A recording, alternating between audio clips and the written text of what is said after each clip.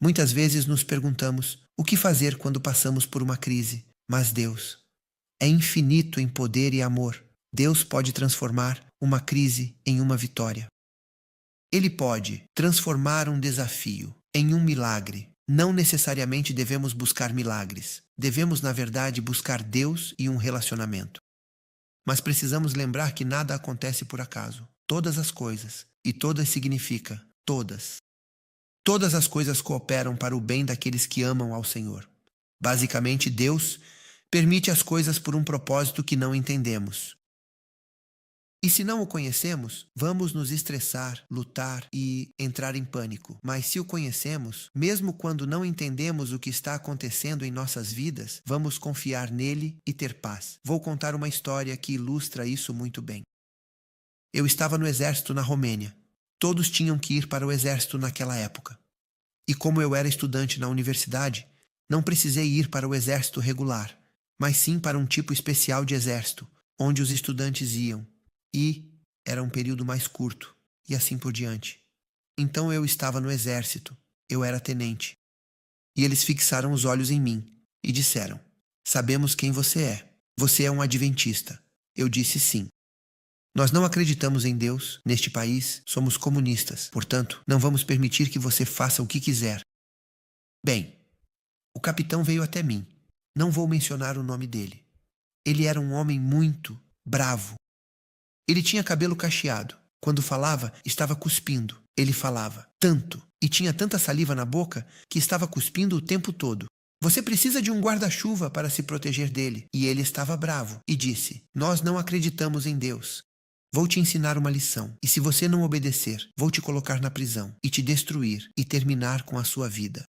Na minha mente eu disse: "Você não se parece com o exterminador, como Schwarzenegger, mas, você sabe, eu não disse nada. Eu queria ser educado, mas meu pai me ensinou que eu não deveria temer as pessoas. Se você teme as pessoas, deve ter um Deus muito pequeno. Porque quando você tem um Deus grande, não precisa ter medo. Quando você tem grandes problemas, isso significa que você tem um Deus pequeno. Porque se você tem um Deus grande, não é que você não tenha problemas. Você tem problemas. Mas comparado a Deus, eles parecem muito pequenos, porque se Deus está com você, você não precisa se preocupar. Ele estará com você. Você nunca está sozinho. E se Ele permitir, Ele te apoiará, te dará força e te ajudará. Você coloca seus olhos em Deus. Você não coloca seus olhos nos problemas. E assim, eu não tive medo dele. Eu disse: eu vou colocar meus olhos em Deus. Mas é fácil contar a história. Não é tão fácil passar pela história. Quando você enfrenta desafios, é um pouco mais difícil do que apenas falar sobre os desafios. E assim, repetidamente, ele se certificava de que eu seguisse o que o regime comunista, o governo diz, e não o que meu Deus diz. Eles não me permitiram ter uma Bíblia ou ir à igreja. Minha namorada, que depois se tornou minha esposa, me enviava cartas, longas cartas, de 15 páginas ou mais. E embora ela escreva muito bem, ela usou propositalmente uma escrita muito ruim para que eles não pudessem entender. E ela escrevia bobagens sobre culinária, sobre jogos, sobre futebol, sobre ping-pong, sobre tênis, e escrevia lixo, e não escrevia nada, e não escrevia nada, e depois de cerca de 7, 8 páginas, ela colocava um parágrafo da Bíblia e um parágrafo de livros inspirados. E ela fazia isso porque tudo era censurado. O regime comunista lia cada carta para garantir que não houvesse material religioso nela. E eles liam um pouco e diziam lixo e paravam de ler. Quando eu recebia a carta, eu cortava o lixo e mantinha apenas o parágrafo. De manhã, eu pedia a Deus para me acordar cedo, e com uma pequena lanterna debaixo do cobertor, antes que os outros soldados acordassem, eu passava um tempo com Deus, debaixo do cobertor. Você não pode ter um relacionamento com Deus, a menos que passe tempo com Ele. Você não pode confiar nele ou conhecê-lo, a menos que passe tempo com Ele em oração e estudo. Então, eu passaria tempo em oração. E isso me deu força para o dia em que eu enfrentaria provações. Eu tinha a presença de Deus e tinha paz. Um sábado, pela manhã do sábado, o capitão veio até mim, me chamou para fora e me colocou na frente dos outros soldados. E então ele falou comigo. Ele disse: vou te dar uma ordem. Você tem que trabalhar hoje. Eu disse: não posso trabalhar. É sábado. A Bíblia diz que você não trabalha no sábado. Não há Deus Não há Bíblia. É lixo. Nenhum Deus pode te ajudar. Ninguém pode te salvar de nossa mão. Ninguém te salvaria do regime comunista, do governo. Ele disse: eu dei a ordem, você me obedece. Se você não me obedecer, vai para a prisão. E se você não me obedecer, entre você e eu são 2, 3, 4 anos de prisão. Mas se você não me obedecer na frente dos outros soldados, você, mina minha autoridade, serão de 7 a 12 anos de prisão, às vezes mais, 13, 14 anos de prisão, e se durante a guerra nós simplesmente vamos te executar.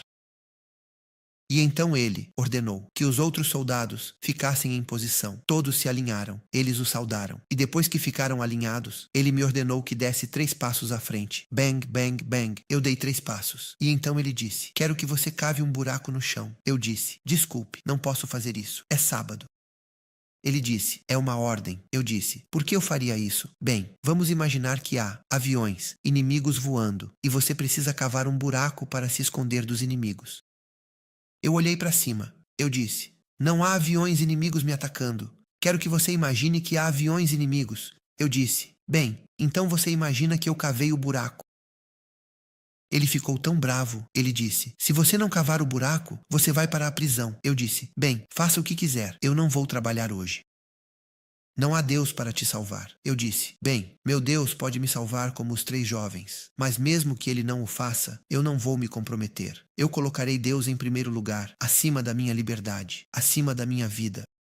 Ele ficou tão bravo que eu o desobedeci na frente dos outros soldados. Ele saiu do campo de treinamento. Ele voltou para a guarnição. Ele convocou uma reunião de emergência com todos os oficiais.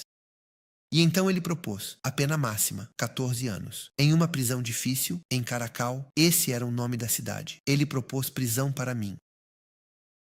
Eu não sabia o que fazer. Eu não queria ir para a prisão por 14 anos. Na prisão, a vida não é boa. O que acontece com você lá? Além disso, eles te batem, além de te torturarem. E ele me disse: na prisão, vamos te quebrar e te ensinar a quebrar o sábado. E se você não fizer, vamos prolongar sua sentença mais e mais anos.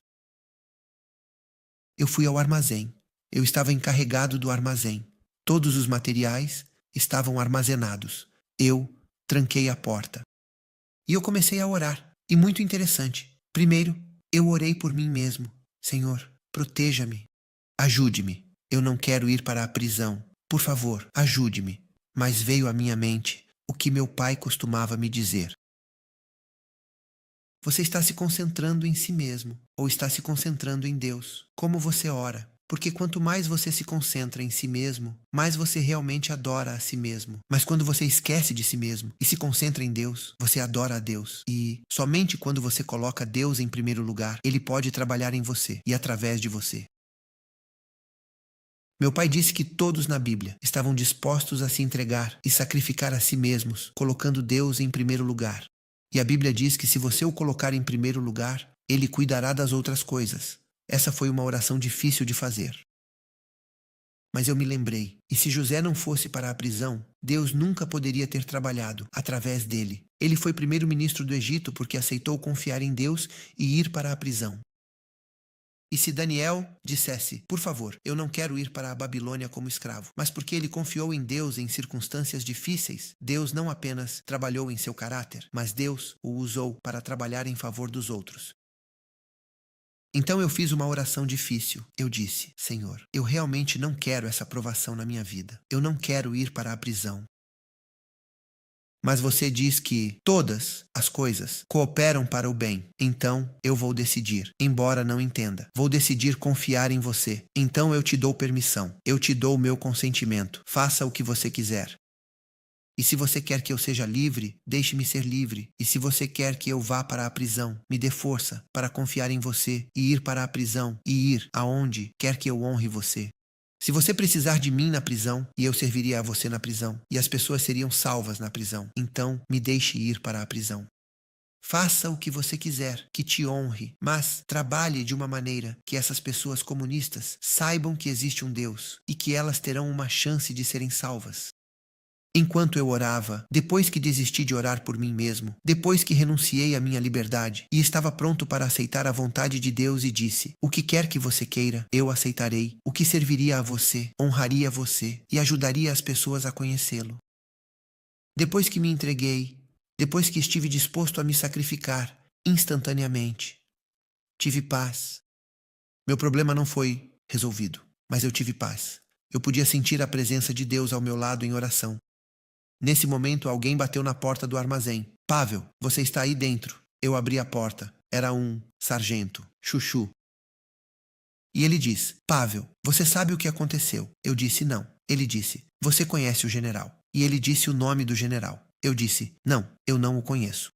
Bem, existem 4 exércitos. Todos os exércitos pertencem a um desses 4 ramos. E ele é o general de um dos exércitos da Romênia. E ele veio, sem aviso prévio, para visitar e inspecionar nossa guarnição. E ele nos encontrou em uma reunião. Estávamos em uma reunião para te colocar na prisão. Estávamos prontos para votar, todos nós, para te colocar na prisão. E ele disse: eu vim inspecionar sua guarnição. E eu estou impressionado. A entrada está consertada. Da última vez, há 2 anos, estava quebrada. Quem consertou a entrada? E eles disseram: bem, Goya. Quem é Goya? Um soldado. Quanto você pagou a ele? Oh, ele fez isso como um voluntário. Você tem janelas novas. Antes, as janelas estavam quebradas. Quem consertou as janelas? Ele corta vidro. Ele consertou as janelas. Quanto você pagou a ele? Ah, nada. Depois das 16 horas, 17, ele vai por aí como voluntário, de coração. Se houver algo quebrado, ele consertaria. Eu notei que a cerca estava quebrada e agora está consertada. Quem consertou a cerca? Goya. O telhado estava vazando. Quem consertou o telhado? Goya.